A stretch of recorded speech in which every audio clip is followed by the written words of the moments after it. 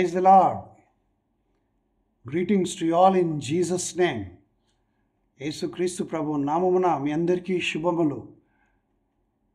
క్రీస్తు నేడు జన్మించి ఉన్నాడు. Christ is born today in Bethlehem. Wish you all a joyous Christmas.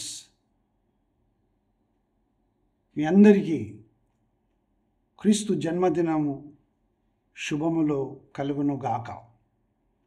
తలలు వంచి ప్రార్థించుకుందాం. ప్రేమగల తండ్రి, నీకు వందనాలు. నీ అనాది సంకల్పము చొప్పున మానవుని యొక్క జీవితంలో సమస్తమును నీవు ముందుగానే నిర్ణయించి ఈ దినములలో నీ కుమారుని పంపించడం ద్వారా నీవు లోకమునకు రక్షణను కలగజేశావు. లోక పాపం మోసుకొని పోవు దేవుని గొర్రెపిల్లగా ఆయన ఈ లోకంలోనికి పంపించావు. ఇప్పుడు ఆయన మహిమా స్వరూపిగా మరలా రాబోతూ ఉన్నాడు. మమ్మల్ని మీరే సిద్ధపరచండి. ఈ వాక్యము ద్వారా మమ్మల్ని బలపరచండి. యేసు నామమున ప్రార్థిస్తున్నాను తండ్రి, ఆమెన్. దేవుని ప్రియమైన ప్రజలారా, యేసుక్రీస్తు అంటే ఎవరు? నీవేమనుకుంటున్నావు? క్రీస్తుకు పుట్టక పూర్వం దాదాపుగా 780 సంవత్సరాలకు ముందే ప్రవక్త అయిన యెషయా ప్రవచించాడు. యెషయా గ్రంథము 7వ అధ్యాయం 14వ వచనం నేను చదువుతున్నాను. కాబట్టి ప్రభు తానే ఒక సూచన మీకు చూపును, ఆలకించుడి. కన్యక గర్భవతి అయి కుమారుని కని అతనికి ఇమ్మానుయేలను పేరు పెట్టును. అతనికి ఇమ్మానుయేలను పేరు పెట్టును. ఇది నెరవేరిందా లేదా? మీరు ఆలోచించండి. ఈ ప్రవచనము నెరవేరిందా లేదా? కొన్ని వందల సంవత్సరాలకు పూర్వమే దేవుడు తన ప్రవక్త ద్వారా పలికించాడు. ఎందుకంటే తన కుమారుడి లోకములో ఆయన రావాలి కాబట్టి. మీకా గ్రంథంలో 5వ అధ్యాయము 2వ వచనం, బెత్లెహేము ఎఫ్రాతా, యూదా వారి కుటుంబములలో నీవు స్వల్పమైన దానవు, నా కొరకు ఇశ్రాయేలీలను ఏలబోవాడు నీలో నుండి వచ్చును. పురాతన కాలము మొదలుకొని శాశ్వత కాలము ఆయన ప్రత్యక్షమగుచుండెను. ప్రత్యక్షమగుచుండును అని వ్రాయబడలేదు, ప్రత్యక్షమగుచుండెను ప్రెజెంట్ కంటిన్యూస్ అన్నమాట. పురాతన కాలం మొదలుకొని శాశ్వత కాలం వరకు. He is the alpha and the omega. ఆదియు అంతమైనటువంటి దేవుడు యేసు. యేసు అనగా తన ప్రజల పాపములను తానే భరించును గనుక వారిని రక్షిస్తాడు కాబట్టి ఆయనకి యేసు అని పేరు పెట్టారు. క్రీస్తు అంటే అభిషిక్తుడు. యేసు ప్రభు ఈ లోకములో మరి తాను నరావతారిగా జన్మించి మానవుని పాపం కొరకు తను తాను అర్పించుకొని తండ్రి చిత్తం నెరవేర్చుటకై శిలువ మీద చనిపోయి పాతిపెట్టబడి 3వ దినం తిరిగి లేచాడు. ఆయన లేచిన తర్వాత ఆయన మహిమగల తన యొక్క స్థితిలో ఆయన అభిషక్తునిగా అనగా దేవుని చేత అభిషేకింపబడినటువంటి వానిగా ఆయన క్రీస్తు అని పిలువబడ్డాడు. త్వరలో రాబోతూ ఉన్నాడు. ఈ యేసు ఎవరు? 2000 సంవత్సరం క్రితమే జన్మించాడు అని అనేకులు కామెంట్స్ పెడుతూ ఉంటారు. ఈయన 2000 సంవత్సరం క్రితమే జన్మించాడు. యెషయా ప్రవక్త ప్రవచించిన నెరవేరింది. ప్రవక్త అయిన మీకా ప్రవచించింది నెరవేరింది. ఇంకా బైబిల్ గ్రంథంలో ఎక్కడెక్కడైతే క్రీస్తుకు పూర్వమో ప్రవచనాలు చెప్పబడ్డాయో అవన్నీ కూడా నెరవేరాయి. యేసుప్రభు అన్నాడు నూతన నిబంధనలో, అబ్రహాము పుట్టక మునిపే నేను ఉన్నవాడను అనుచు ఉన్నాడు. యోహాను సువార్త 8వ అధ్యాయం 58వ వచనములో అబ్రహాము పుట్టక మునిపే నేను ఉన్నవాడను.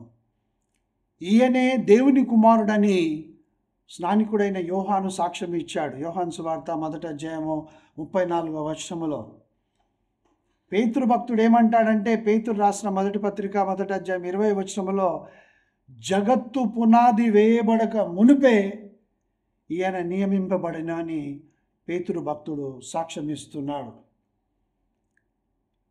దేవుని ప్రజలకు ఇశ్రాయేలీయులను వెంబడించిన బండ క్రీస్తే. ఈ క్రీస్తే అని కొరింథీయులకు రాసిన మొదటి పత్రిక 10వ అధ్యాయం 4వ వచనం మనం చూస్తాం. దానియేలు ఏమంటాడంటే, చేతి సహాయము లేక తీయబడినటువంటి రాయి ఈయన. ఈ విధంగా ఇంకా ఎపిఫనీ అంటే ఆయన పుట్టక మునుపు ప్రత్యక్షమయ్యాడు, అనేకులకు ఆయన ప్రత్యక్షమయ్యాడు కనుక వారికి తెలియదు ఆయన యేసు అని. ఆయన క్రీస్తు అని కూడా వారికి తెలియదు. కాబట్టి ఈ గొప్ప దేవుడు భూమికి పునాది వేయబడక మునిపే, సృష్టి ఆరంభములోనే, మనము ఆదికాండము 1వ అధ్యాయము 26వ వచనం గమనించినట్లయితే, మన స్వరూపమందు మన పోలిక చొప్పున నరుని చేయుదము అని దేవుడైన యెహోవా అంటాడు. మనము అంటే ఎవరు?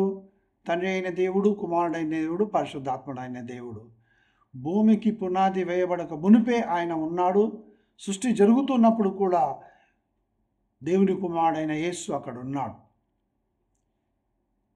ఈ విధంగా ఆయన యొక్క దైవత్వమును మనము గ్రహించి ఒప్పుకోవలసినటువంటి వారమై ఉన్నాం.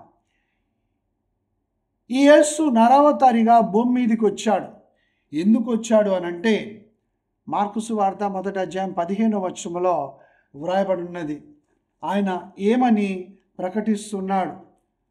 పాపము, ద్వేషము, అసూయ, ఈర్ష్య వీటన్నిటితో అక్రమమైన జీవితం జీవిస్తున్నటువంటి మానవులకు యేసు ప్రభు ఏమని ఆయన బోధించాడు అనంటే, మార్కు సువార్త 1వ అధ్యాయం 15వ వచనములో, కాలము సంపూర్ణమై ఉన్నది, దేవుని రాజ్యము సమీపించి ఉన్నది, మారుమనసు పొంది సువార్త నమ్ముడని చెప్పుచు దేవుని సువార్త ప్రకటించుచు గలిలయకు వచ్చెను.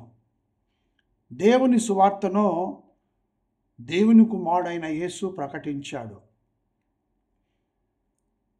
శిష్యులందరూ కూడా దేవుని సువార్తను ప్రకటించారు.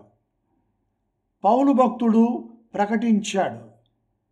కానీ దినమున సువార్త కొరకు సువార్త చేయమని భిక్షం అడుగుతూ ఉన్నారు, దానమిమ్మని అడుగుతూ ఉన్నారు. ఎంతవరకు ఆశీర్వదించబడతారు ఈ విధంగా చేస్తే? అది విన్న వాళ్ళకి ఆశీర్వాదం లేదు, చెప్పే వాళ్ళకి ఆశీర్వాదం లేదు, నమ్మే వాళ్ళకి ఆశీర్వాదం లేదు. సువార్త ఉచితముగా ప్రకటించేటటువంటిది. బహుమానము, జీతము ఆ దేవుడు ఇస్తాడు అనే విశ్వాసము, నమ్మకము మనకు ఉండాలి. అది సువార్త ప్రకటించడం అంటే. అడుక్కోవడం కాదు, అడిగించుకోవడం కాదు. సువార్త నమ్మండి అని ప్రకటించాడు యేసుప్రభు. దేవుని ప్రియమైనటువంటి ప్రజలారా, ఈ యొక్క క్రిస్మస్ను పండుగగా మనము సెలబ్రేట్ చేసుకుంటూ ఉంటాం. క్రిస్మస్ పండుగను ఆచరిస్తూ ఉంటాం. ఎట్లా? ఈ క్రిస్మస్లో ఉన్నటువంటి క్రీస్తు ఎవరో తెలియదు, అనేకులకు తెలియదు. Who is Christ in this Christmas? What is he? ఆయన ఎవరు, ఏమై ఉన్నాడు అనేది తెలియదు. తెలిసినా అంగీకరించారు. కానీ happy Christmas, wish you Christmas అని ఇప్పుడు పాటలు రాస్తారు. ఇంకా ఏం పాటలో, ఆ లిరిక్స్ ఏమిటో, వాటి అర్థం ఏమిటో, ఆ మాటల మీద పరిశుద్ధాత్మ దేవుని అభిషేకం ఉందా లేదా, ఆ ట్యూనింగ్ మీద, ఆ రాగము మీద దేవుని అభిషేకము ప్రవహిస్తుందా లేదా అనేది ఎవ్వరికీ అంతుబట్టడం లేదు.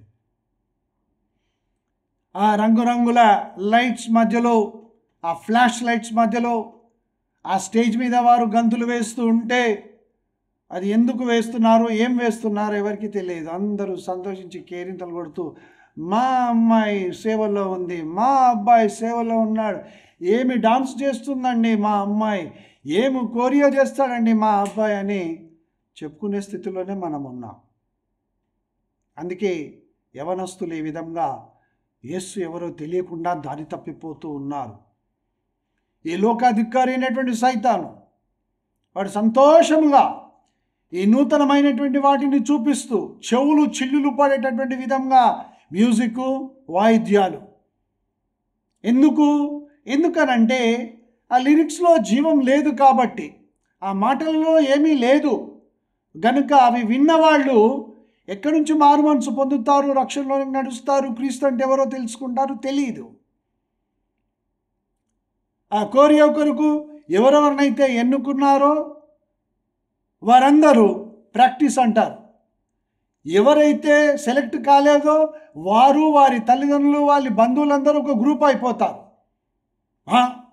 మా వాడిని మీరు ఎన్నుకోలేదు, సెలెక్ట్ చేయలేదు, మా అమ్మాయిని ఎంత మంచిగా డాన్స్ చేస్తుంది, ఎంత మంచిగా ప్రార్థిస్తుందని చెప్పలేరు, ఎంత మంచిగా వాక్యం బోధిస్తుంది మా అబ్బాయి అని చెప్పలేరు, ఎంత మంచిగా ప్రార్థన చేసి సువార్తను ప్రకటిస్తుంది మా పిల్లలు అని చెప్పలేరు.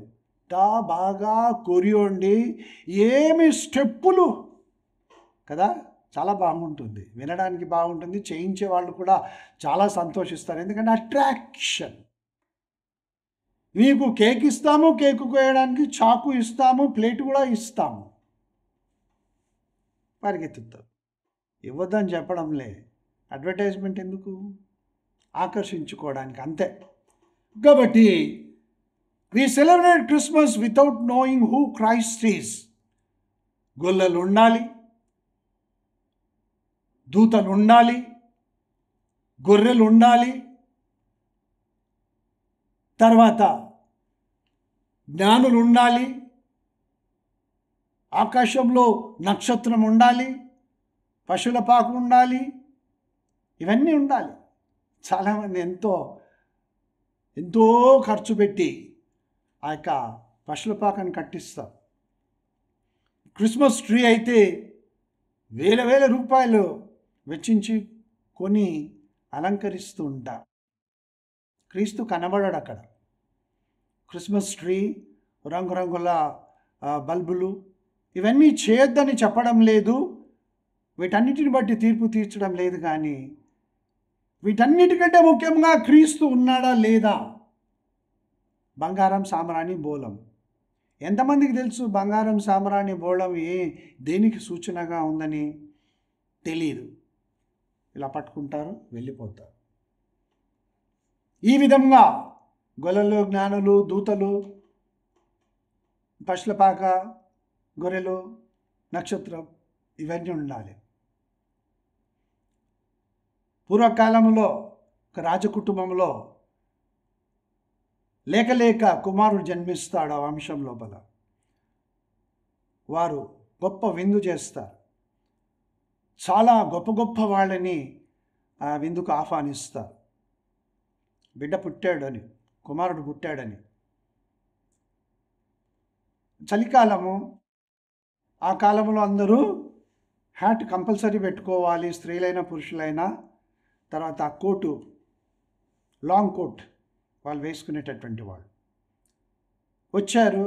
పార్టీ స్టార్ట్ అయింది. అందరూ తిన్నారు, త్రాగారు, సంతోషించారు, బహుమానాలు ఇచ్చారు, బహుమానాలు తీసుకున్నారు.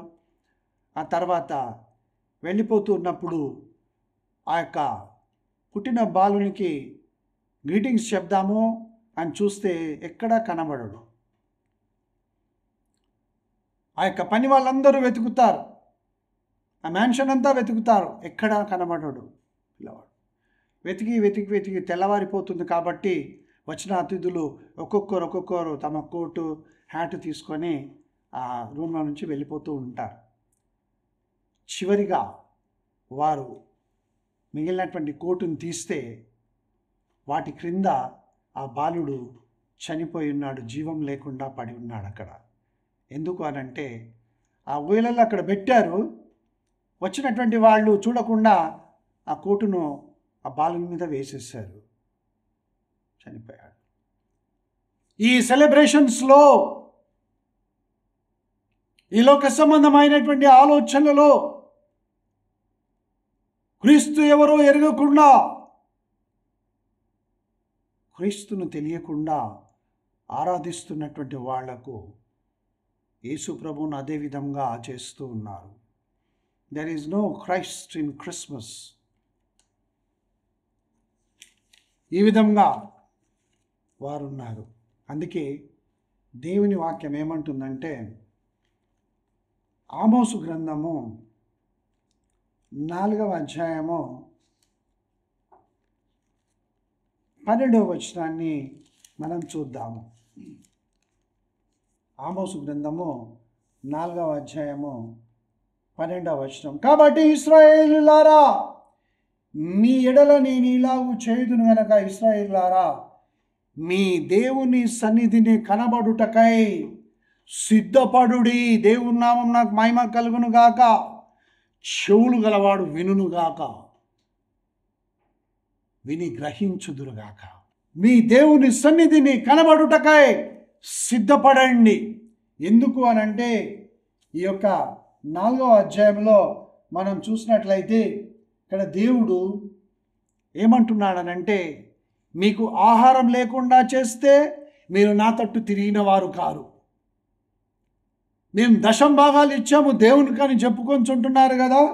ఆయన ఏమంటున్నాడంటే, 3 దినములకు ఒకసారి 10వ భాగంలో తెచ్చి అర్పించుడే అంటున్నాడు. మీరు కావాలంటే ఈ యొక్క ఆమోసు గ్రంథం 4వ అధ్యాయము 4వ వచనం చదవండి. మీరు 10వ భాగాలు మీ ఇష్టం వచ్చినట్టుగా తీసుకొచ్చి అర్పించండి. ఈ దినమున ఎంతగా హైలైట్ అయిపోయింది 10వ భాగం చెల్లించడం అంటే, అవి ఇస్తేనే మాకు ఆశీర్వాదములు, లేకుంటే శాపములు. 10వ భాగం ఇస్తే మేము బహుగా దీవించబడుతున్నాం అనే స్థితికి వచ్చేసారు చాలామంది. దేవుడు ఏమంటున్నాడనంటే, మీకు ఆహారం లేకుండా చేస్తే మీరు నా వైపునకు తిరిగినటువంటి వారు కాదు అని తన ప్రజలతో మాట్లాడుతున్నాడు ఆయన.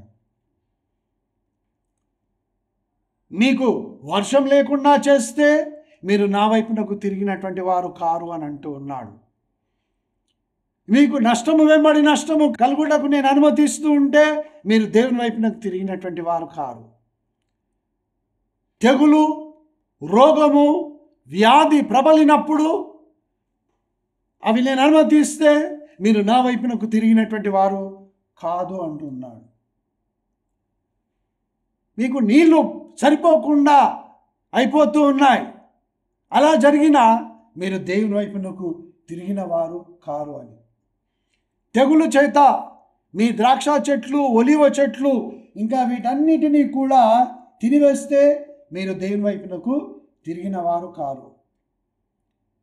మీ దండుపేటలో అనేక విధములుగా కలవరములు చెలరేగి గొప్ప విధ్వంసం జరుగుతూ ఉంటే మీరు నా వైపునకు తిరిగిన వారు కారు.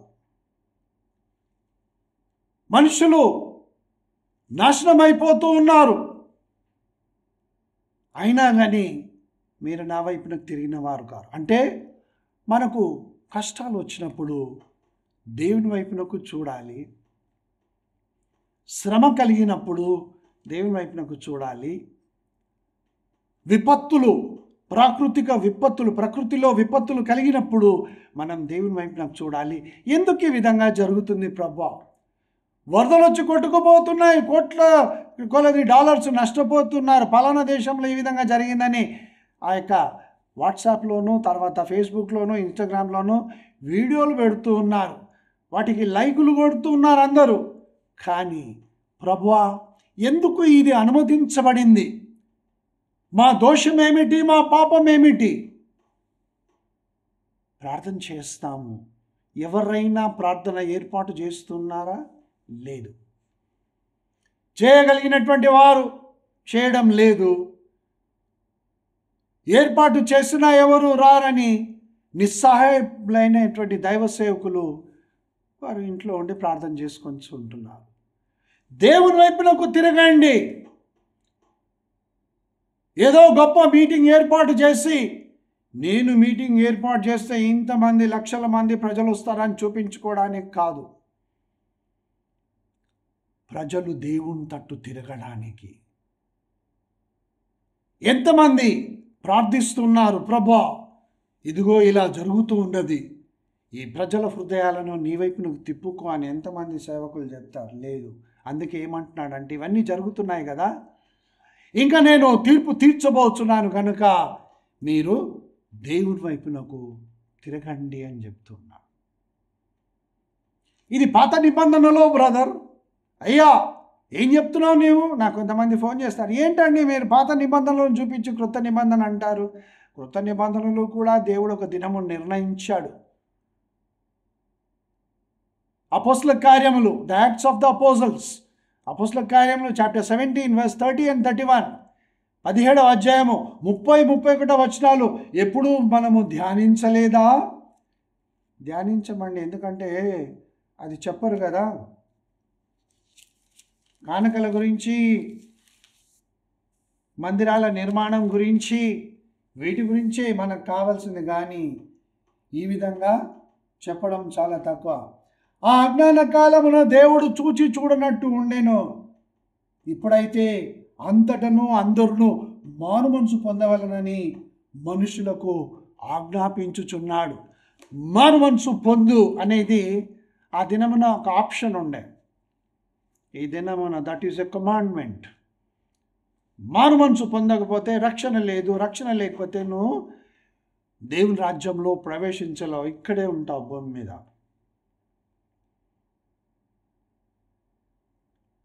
యాక్ట్స్ చాప్టర్ 17 verse 31, 31వ వచనాన్ని చదువుతున్నాను. ఎందుకనగా తాను నియమించిన మనుషుని చేత నీతిని అనుసరించి భూలోకమునకు తీర్పు తీర్చబోయే ఒక దినము నిర్ణయించి ఉన్నాడు. మృతులలో నుండి ఆయన లేపినందున నమ్ముటకు అందరికీ ఆధారం కలగజేసి ఉన్నాడు. మృతులలో నుండి యేసును దేవుడు లేపాడు. ఇది మనకు ఆధారం. The resurrection of Jesus Christ, the Lord, the anointed of the Lord. He is risen. ఇది మనకు గొప్ప ఆధారమై ఉన్నది. మనకు ధైర్యమును కలిగించేది, మన విశ్వాసమునకు పునాది, మన ఆత్మకు సంచకరు ఏమిటి అనంటే, యేసు మృత్యుంజయుడై లేచి ఉన్నాడు. ఆయన తీర్పు తీర్చడానికి మరలా రాబోతూ ఉన్నాడు. ఒక దినము నిర్ణయించబడి ఉన్నది. ఈ దినమున క్రిస్మస్ జరుపుకొంచున్నటువంటి నీవు నేను క్రిస్మస్ పండుగ ఎప్పుడు వస్తుందా, December 25th ఎప్పుడు జరుపుకుందామా అని మనం ఎదురు చూస్తూ ఉంటే మీరు సంతోషించా, గంతులు వేస్తున్నా, పాటలు పాడుతూ ఉన్నాం. కానీ ఒక దినము రాబోతున్నది. ఏ దినమో తెలుసా? ఆ దినము, ఆ గడియ ఎవరికీ తెలియదు, దేవుడైన యెహోవాకు తప్ప. ఆ దినము కొరకు నీవు సిద్ధపడి ఉన్నావా? ఆ దినము కొరకు సిద్ధపడి ఉన్నావా? మత్తయి సువార్త 24వ వచనం పూర్తిగా చదవండి. అక్కడ యేసు ప్రభు ఏం చెప్పాడంటే, తన శిష్యులతో ఒలివ కొండ మీద కూర్చొని చెప్తూ ఉన్నాడు, అబద్ధ ప్రవక్తలు వస్తారు, అబద్ధ క్రీస్తులు వస్తారు, అనేకుల ప్రేమ చల్లారిపోతుంది, భూకంపములు కలుగుతాయి, వరదలు వస్తాయి, మనుషులు ఒకరినొకరు అప్పగించుకుంటారు. ఈ విధంగా చెప్తూ ఏమన్నాడనంటే, నోవహు దినములలో ఉన్నట్లుగా మనుష్య కుమారుని రాకడ దినములలో కూడా ఉండును. వారు పెళ్లి చేసుకొనుచు, పెళ్లికిచ్చుచు, తినుచు, త్రాగుచు ఉండిరి. అకస్మాత్తుగా ఆయన ఆ యొక్క దినమున దిగి వస్తే, మధ్యాకాశంలో కనబడ్డప్పుడు బూర, గొప్ప బూరతో దూతలు వచ్చి భూలోకములో ఈ కొన నుంచి ఆ కొన వరకు 4 దిక్కులా ఉన్నటువంటి యేసు క్రీస్తు ప్రభువుని రక్షకునిగా అంగీకరించినటువంటి వాళ్ళను పోగు చేసి వాళ్ళను మహిమగల శరీరంగా మార్చి తీసుకొని వెళ్ళిపోతే, ఆ దినమున ఏం చేస్తావు నీవు? భూమి మీద విడవబడితే, ప్రభువా కోరియా వేసి చాలా బాగా నేను ఆడించానని చెప్తావా? దేవా, నేను దశంభాగాలు ఇచ్చానే, నన్ను ఎందుకు విడిచిపెట్టానని చెప్తావా? అయ్యో, నేను మందిరం కట్టడానికి నేను ఎంతగా సహాయపడ్డాను, నేను పలానా సేవకులకు పలానా మినిస్ట్రీకి ఇంతగా నేను సహాయం చేశానే. అక్రమము చేయవారులారా, నా ఎదురు నుంచి తొలగిపోండి, మీరెవరో నాకు తెలియదు అంటాడు ఆయన. అసలు మాట్లాడడానికి ఛాన్సే లేదు కదా, ఎందుకంటే రెపపాటులో ఇవన్నీ జరిగిపోతాయి. ఆ దినము నిర్ణయించబడి ఉన్నది. ఆయన జన్మించాడు, భూమి మీద జీవించాడు, తండ్రి చిత్తము నెరవేర్చి మరణించి దేవుని ఆత్మచేత లేపబడ్డాడు. తర్వాత ఆరోహణుడై ఆయన తండ్రి కుడిపార్శ్వమున కూర్చొని ఉన్నాడు. ఇప్పుడు ఆత్మస్వరూపి అయి ఆయన నీలో నాలో ఉన్నాడు. ఆ క్రీస్తే నిన్ను నన్ను తన పోలికలోనికి తన ఆత్మ ద్వారా మార్చుకొని ఉంటున్నాడు. దేవుని నామం నాకు మహిమ కలుగును గాక. How are you my dear brother? How are you my dear sister? ఎలా ఉన్నా? బాగున్నానండి, ఐఎమ్ ఫైన్ అంటాం కాదు, I'm like Christ. Praise the Lord, hallelujah. ఎలా ఉన్నావు సిస్టర్? నేను క్రీస్తు వలె ఉన్నాను, క్రీస్తు వలె జీవిస్తున్నాను, క్రీస్తును ధరించుకొని నేను జీవిస్తున్నాను. అవును, ఆయన తన వారిని మాత్రమే తీసుకొని పోతాడు. క్రీస్తు యేసునందుండి జీవించుచున్నటువంటి వారినే ఆయన తీసుకొని వెళ్ళిపోతాడు. మధ్యాకాశములోనే ఉంటాడు యేసు ప్రభు. రెండవ రాకడలో ఒలీవ కొండ మీదకి వస్తాడు ఆయన. రెండవ రాకడలో ఒలీవ కొండ మీదకి వస్తాడు. అప్పుడు పాదములు ఒలీవ కొండ మీద మోపుతాడు ఆయన.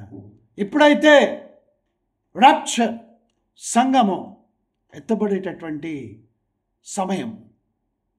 దాని కొరకు నీవు నేను సిద్ధపడి ఉన్నామా? దేవుని ప్రియమైనటువంటి ప్రజలారా, వాక్యము మనము జాగ్రత్తగా చదవాలి, ధ్యానంతో చదవాలి. మార్కు రాసిన సువార్త 13వ అధ్యాయం 7-8 వచనాలను నేను చదువుతున్నాను. మీరు యుద్ధములను గూర్చియు యుద్ధ సమాచారములను గూర్చియు వినునప్పుడు కలవరపడకుడి. ఇవి జరగవలసి ఉన్నవి కానీ అంతము వెంటనే రాదు. ఏమేమిటి గురించి వింటాం మనము? యుద్ధములను గూర్చి, యుద్ధ సమాచారములను గూర్చి మనం వింటామో. కలవరపడకూడదు. జనము మీదికి జనము, రాజ్యము మీదికి రాజ్యము లేచును, అక్కడక్కడ భూకంపములు కలుగును, కరువులు వచ్చును. ఇవే వేదనలకు ప్రారంభం. వేదనలకు ప్రారంభం. కాబట్టి యేసుప్రభు ఏమంటాడంటే, మిమ్మును గూర్చి మీరే జాగ్రత్త పడండి.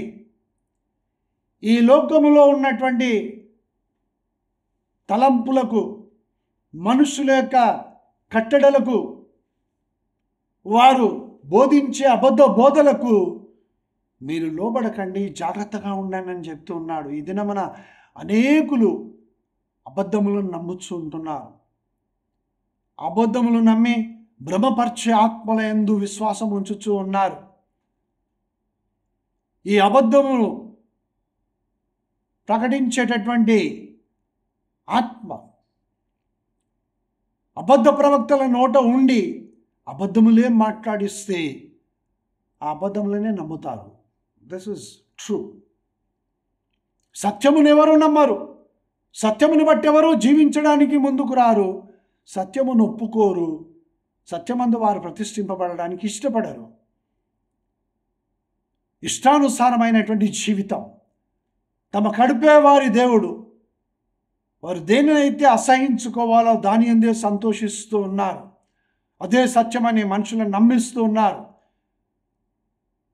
ప్రార్థన, పట్టుదల కలిగి ప్రార్థించేటటువంటి వారిని, వాక్యం చదివి వాక్యానుసారంగా జీవించేటటువంటి వారిని, క్రీస్తు యేసుని రక్షకునిగా అంగీకరించి ఆయనకు లోబడి నడుచుకునేటటువంటి పరిశుద్ధులను సహితము వీరు తమ యొక్క అబద్ధపు బోధల చేత, తామేదో గొప్పవారమని తమకున్నటువంటి వాటిని చూపించుకొనుచు, దేవుడు మమ్మల్ని ఆశీర్వదించినందుకే కదా ఇన్ని లక్షల మంది మా దగ్గరకు వస్తూ ఉన్నారు అని చెప్పుకొనుచు, నిజమే కదా, దేవుని ఆశీర్వాదం లేకపోతే ఇన్ని లక్షల మంది ఎక్కడి నుంచి వస్తారు అని ఈ పరిశుద్ధులైనటువంటి వారు, ప్రార్థించేటటువంటి వారు, పట్టుదల కలిగి దేవుని వాక్యం చదివి వాక్యానుసారంగా జీవించేటటువంటి వారు కూడా మెల్లమెల్లగా ఈ మోసమునకు లోబడిపోయి విశ్వాస భ్రష్టులైపోతూ ఉన్నారు అనేది సత్యం. అవును, కానీ నా ప్రియమైన సహోదరుడా, నా ప్రియమైన సహోదరి, ఇన్ని లక్షల మంది వస్తున్నారు, ఎక్కడి నుంచి వచ్చారు వాళ్ళు? ఎవరు ప్రార్థిస్తే వారు యేసు ప్రభువును రక్షకునిగా అంగీకరించారు. ఎంత హేళనగా మాట్లాడతారు కదా, అమ్మా నీవు కానుక ఇచ్చే వరకు నేను అలాగే ఫస్ట్ రోజు వచ్చి కూర్చుంటాను కదా మీ ఇంట్లో, నీవు ఇస్తేనే కానీ నేను కానుక తీసుకోకుండా వెళ్తాను కదా, ఇలా హేళన చేస్తూ ఉంటారు. అలా ఇంటింటికి వెళ్ళి ప్రార్థించి వారిని క్రీస్తు యొద్దకు నడిపించి మరలా దేవుని మార్గములో వారు తిన్నగా నడుచున్నట్లుగా నడిపించేటటువంటి సేవకుల యొక్క ఆత్మలను లాక్కొని వెళ్ళిపోయి, ఇదిగో మమ్మల్ని దేవుడు ఆశీర్వదించాడు, దేవుడు ఒప్పుకుంటాడా? ఒప్పుకుంటాడా? లేదు కదా. కాబట్టి మోసపోకుడి, దేవుడు వెక్కిరింపబడడు. నీవేమి విత్తుతావో అదే పంటను కోస్తావు. అబద్ధములను విత్తుచున్నావు, అబద్ధముల వలన కలిగేటటువంటి పంటనే కోస్తావు. అబద్ధికులు ఎప్పుడూ పరలోక రాజ్యంలో ప్రవేశించరు.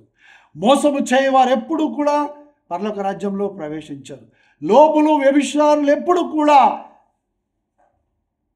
పరలోక రాజ్యంలో ప్రవేశించరు.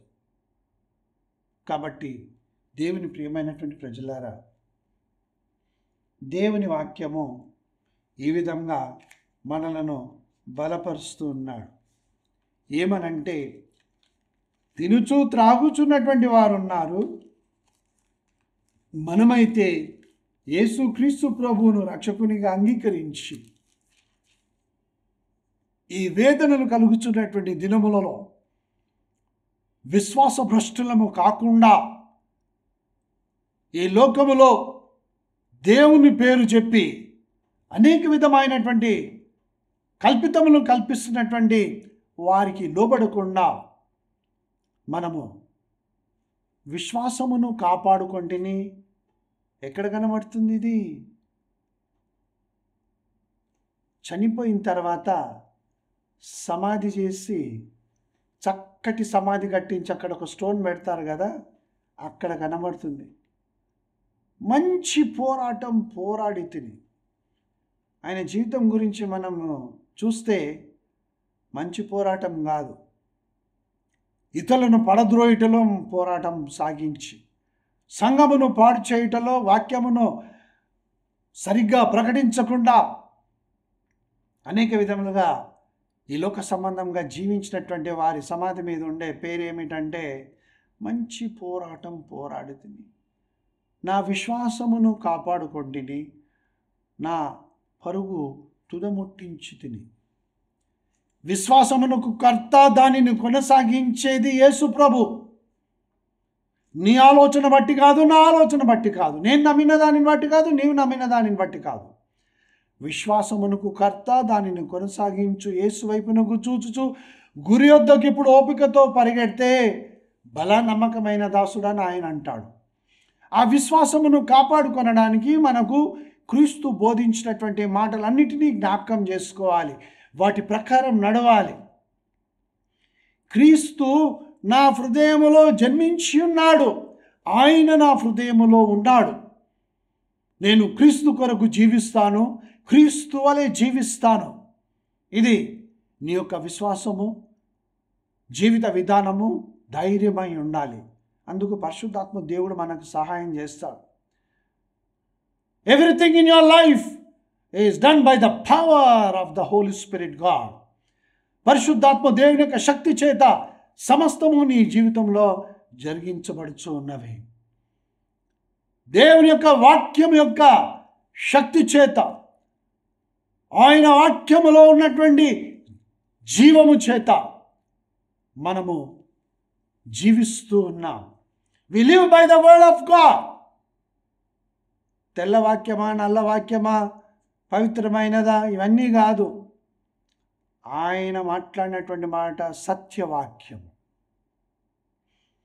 ఆ వాక్యములో ఉన్నటువంటి జీవమును బట్టి నీవు నేను మనం జీవిస్తూ ఉన్నాం. ఆయన రక్తములో ఉన్నటువంటి ప్రాణము, ఆ సర్వోన్నతుడైన సర్వశక్తిమంతుడైన దేవుని కుమారుని యొక్క ప్రాణము చేత మన యొక్క పాపముల నుంచి విమోచన పొంది పవిత్రపరచబడి మనము పరిశుద్ధమైన జీవితం జీవిస్తున్నాం. వారికి ఆయన ఇచ్చేటటువంటి వాగ్దానం ఏమిటి అని అంటే, క్రిస్మస్ జరుపుకొంచున్నావు కదా, ఆయన వచ్చాడు, ఇప్పుడు మరలా రాబోతూ ఉన్నాడు. ఆయన జన్మించినప్పుడు నీవు నేను చూడలేదు, కానీ ఆయన వచ్చినప్పుడు, మరలా వచ్చినప్పుడు మాత్రం తప్పకుండా చూస్తావు. భూమి మీద ఉండి చూస్తామా, అక్కడికి వెళ్ళి చూస్తామా, అది నీ జీవిత విధానంలో ఉంది, నా జీవిత విధానంలో ఉంది. లూకా సువార్త 21వ అధ్యాయం 28వ వచనం. లూకా సువార్త 21వ అధ్యాయము 28వ వచనం. ఇవి జరగనారంభించినప్పుడు, అనగా ఈ అబద్ధ ప్రవక్తలు, అబద్ధ ప్రవచనాలు, అబద్ధ బోధులు, భూకంపాలు, తుఫానులు, మోసము, ద్వేషము, ఈ యొక్క వ్యభిచారపు ఆత్మ కలిగినటువంటి వారు వ్యభిచారంలో పడిపోయి అక్రమమైన జీవితంలో జీవిస్తూ, స్వార్థపరులై మనుషులు తమను తామే ప్రేమించుకొనుచు, దేవునికి భయపడక, దేవుని ఆజ్ఞలకు లోబడక, దేవుని వాక్యమును తీసివేసి కనబడకుండా చేసి ఈ లోకంలో జీవిస్తున్నారే. ఇవన్నీ జరగడం నీవు చూడగానే మీరు ధైర్యము తెచ్చుకొని మీ తల ఎత్తుకొనడి, దేవుని నామం నాకు మహిమ కలుగును గాక. ట్రూ క్రిస్మస్, నిజముగా క్రీస్తు జన్మించాడు అని అంటే, ఆ జన్మించి ఉన్నటువంటి యేసు చనిపోయి ఇంకా కనబడకుండా పోలేదు, ఆయన జీవించి ఉన్నాడు. కనుక ఇవి జరగనారంభించినప్పుడు నేను మరలా ఆయనను చూస్తాను, నా విడుదల సమీపించి ఉన్నది. ఎందుకంటే నన్ను తీసుకొని వెళ్ళడానికి నేను నమ్మిన నా ప్రభు వస్తూ ఉన్నాడు. This is Christmas message. ఆయన వచ్చాడు, పరలోకనం ఆరోహణుడైపోయాడు, మరలా వస్తున్నాడు. అది is it not a good news to you? ఇది శుభవార్త కాదా? ప్రజలందరికీ కలగబో మహా సంతోషకరమైన శుభవర్తమానము నేను మీకు తెలియజేయుచున్నాను. దూతలు తెలియజేశారు అప్పుడు ఆయన పుట్టినప్పుడు. ఇదిగో ఆయన రాకడలో కూడా దూతలు భూమి మీదకి వస్తారు. క్రీస్తు పోలికలోనికి మార్చబడినటువంటి ప్రతి ఒక్కరు, ఇంక్లూడింగ్ మీ, మనందరము రెప్పపాటులో మహిమగల శరీరంగా మనము మార్చబడి పరలోకములో ఆయనతో కూడా నిత్యం ఉండడానికి కొనిపోబడతాం. జాగ్రత్త, డోంట్ మిస్. తలలు వంచి ప్రార్థించుకుందాం. ప్రేమగల తండ్రి, నీకు వందనాలు. నీ కుమారుని పంపించావు. 2000 సంవత్సరం క్రితం ఆయన వచ్చాడు ఈ లోకంలోనికి. భూమికి పునాదులు వేయబడక మునిపే ఆయన ఉన్నాడు. ఇప్పుడు మాకు కనబడకపోయినా ఆత్మస్వరూపి అయినటువంటి నా ప్రభు ఆయనను అంగీకరించినటువంటి వారి హృదయాలలో ఉన్నాడు. నా హృదయంలో కూడా క్రీస్తు ఉన్నాడు. క్రీస్తు కలిగిన మనస్సును నేను కలిగి ఉన్నాను, క్రీస్తును కప్పుకొని ఉన్నాను, క్రీస్తును ధరించుకొని ఉన్నాను అనే విశ్వాసము, నమ్మకము ఈ వాక్యం వినుచున్నటువంటి వారిలో కలగచేయండి. నీవు మరలా రాబోతున్నావు. మనుష్య కుమారుడా, నీవు మధ్యాకాశంలో కనబడతావు. నన్ను మర్చిపోకు, నా కుటుంబాన్ని మర్చిపోకు. ఈ వాక్యం వినుచున్నటువంటి వారిని, వారి కుటుంబాలను మర్చిపోకు. సిద్ధపరచు. మచ్చ డాగు ముడత లేకుండా సంఘమును నీవు ఇప్పుడు సిద్ధపరుస్తూ ఉన్నావు. అది ఎవరు గ్రహించడం లేదు. కాబట్టి మేము సిద్ధపరచబడే అనుభవంలో మేము ఉండాలి. జరుగుతున్న వాటిని చూసి మా విడుదల సమీపించిందని మేము తల ఎత్తుకొని ఉంటున్నాం, ధైర్యం తెచ్చుకొని ఉంటున్నాం. నీ కృపాక్షేమం విస్తరింపచేసి ప్రతి ఆత్మను రక్షించుమని, నిన్ను ద్వేషించిన వారిని, నీ రాజ్యంలో పడగొట్టాలని ప్రయత్నిస్తున్నటువంటి వారిని, నీ పిల్లలను హింసిస్తూ బహుగా బాధిస్తున్నటువంటి వారిని కూడా ప్రేమించుచున్నటువంటి దేవుడవు నీవు. అందరికీ దేవుడవు నీవు. అందరినీ రక్షణలోనికి నడిపించు. ఎందుకంటే విడువబడినటువంటి వారు 7 ఏళ్ళు మహా గొప్ప శ్రమలు అనుభవించాలి. భూమి మీద ఇంతకుముందు ఎప్పుడు కూడా అలాంటి శ్రమలు కలగలేదన్నావు యేసయ్యా. కాబట్టి ఆ శ్రమలలో ఎవరు కూడా చిక్కుకొని పోకుండా సిద్ధపడి, యేసుక్రీస్తు ప్రభువే నా దేవుడు, ఆయన నా కొరకు జన్మించాడు, ఆయన నా పాపముల విషయమై చనిపోయాడు, ఆయనతో పాటు నేను కూడా లేపబడి ఉన్నాను, చనిపోయిన నేను లేపబడి ఉన్నాను, ఇప్పుడు నేను పరలోకానికి ఎత్తబడతాననే విశ్వాసం, ధైర్యం కలుగజేసి మనందరినీ, మా కుటుంబాలను దీవించి ఆస్వాదించమని యేసునామమున ప్రార్థిస్తున్నాను తండ్రి. ఆమెన్. మీకు దేవుని సమాధానము మనందరికీ, మన కుటుంబాలకు కలుగునుగాక. Amen. Wish you a happy Christmas. God bless you.